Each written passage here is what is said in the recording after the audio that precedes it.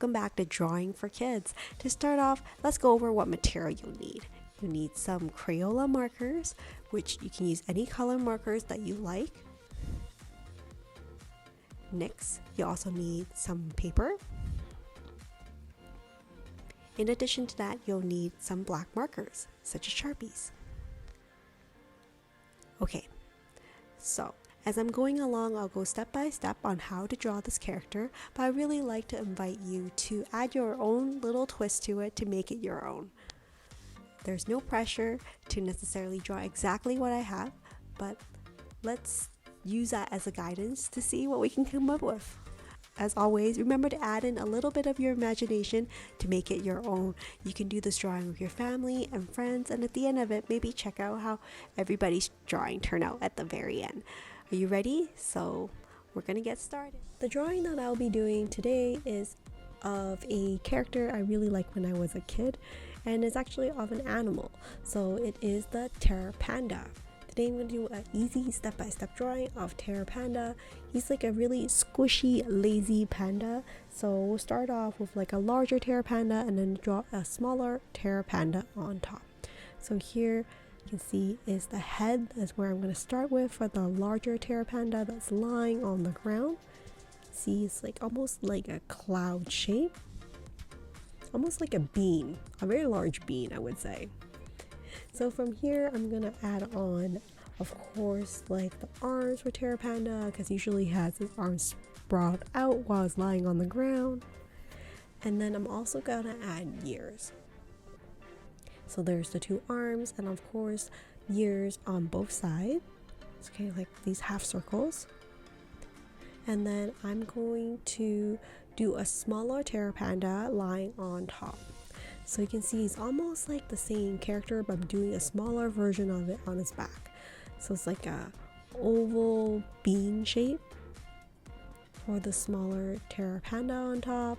And of course, I'll also have to add on ears for this panda and also little arms on the side. Once you practice this a few times and you draw a few more TARE Pandas, you probably will be more comfortable. You can even draw like a whole stack of them, so they're like a huge tower. So for here, I'm gonna draw the body for the TARE Panda, which is just essentially the same kind of like bean shape that extends on the back of the smaller one. So for this drawing, I'm using just like a black marker because pandas are usually black and white.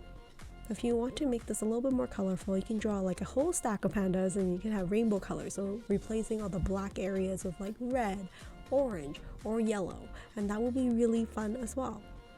So here is the body of the larger panda. I think it's just so cute that they're stacked together like this.